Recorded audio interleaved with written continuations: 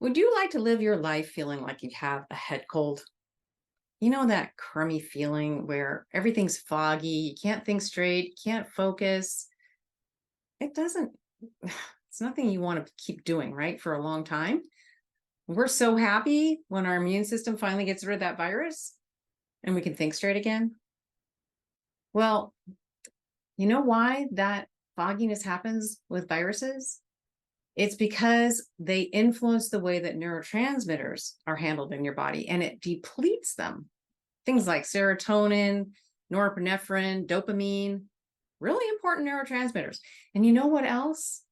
Those are affected by another thing that we do every day that is not attacked by our immune system. Now, I want to tell you the reason this came up for me is because I am rereading a book, Metabolical. It's by Dr. Rob Lustig. He's an MD.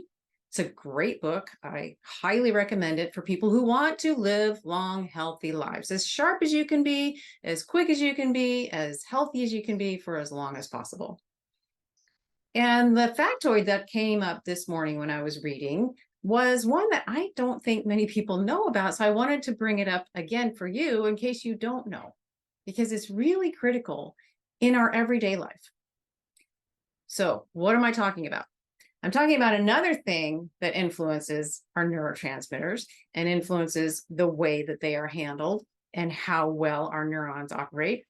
You know what that is? That is high fructose diet. Now you might say, oh, but I don't eat anything with high fructose corn syrup, and I don't have fruit juice. But are you aware that sucrose is half fructose? I mean, it's literally 50% fructose and 50% glucose. It's half. And this fructose is very damaging when it gets to the neurons in the brain. It goes in there and it gets right at the mitochondria, which of course we know is where the energy comes from. And it messes with the machinery and it makes the mitochondria not as efficient and not as productive in energy. And then that dysfunction then messes with the proteins around the mitochondria. We're talking tau and amyloid beta, which we recognize as the plaques and the tangles, right, of Alzheimer's. And it also messes with neurotransmitters too. But I'm talking, everyone freaks out about amyloid beta plaque. And oh no, we need to make a drug for it. We need to clear it out. 146 trials to date have failed in reversing Alzheimer's by looking at amyloid plaque and trying to get rid of it. Now, I know you could figure out that it's better not to get the plaque in the first place. But you didn't know how, right? It's this big mystery. How do we avoid the plaque? One really powerful tool is to avoid all that load of fructose. And I am not talking about don't eat bananas and don't eat mangoes and, all the higher sugar fruits. I'm not saying whole fruit is something you have to avoid. I'm saying the sugar added, and whether that's table sugar, honey, agave syrup, high fructose corn syrup, anything that's added that's going to put fructose in your body and have it go to your brain and have it hit those mitochondria, and then that influences them so that they don't operate as well. Okay, it's just a bad idea.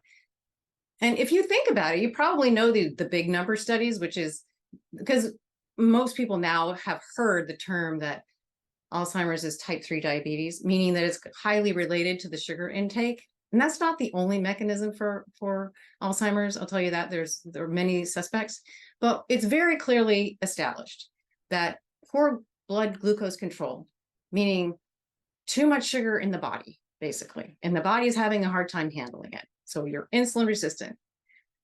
Type 2 diabetics have 4x the risk of the regular population of developing Alzheimer's.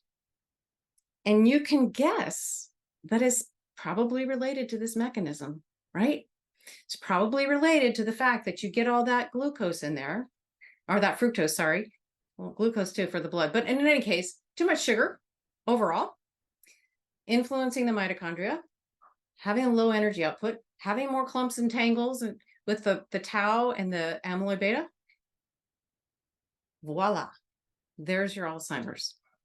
So what do we do? I mean, isn't it great? We don't need a drug. You don't need a drug for that. All you got to do is stop eating added sugar. And I'm not saying never have anything that's added. I mean, go ahead, have some birthday cake at the party or, ice cream with your kids or whatever, every so often. But man, our lives are just saturated with sugar these days. So hard to get away from. So it really, really takes some focus to be able to do it. I think it's like 76% of the food in the stores are added sugar in there. It's really ubiquitous. So you got to be careful if you're going to try to avoid it. Just read labels, eat whole food, you know the game. All right. Well, anyhow, I want to hear from you. That's all I got. I just wanted to give you that point and make it very clear, make the connection super clear for you and hopefully your friends that maybe you can help. I mean, if you like this, please hit the like button. If you have friends that you think might benefit from it, please share this. We all have to know this Alzheimer's is terrible. This brain fog is terrible.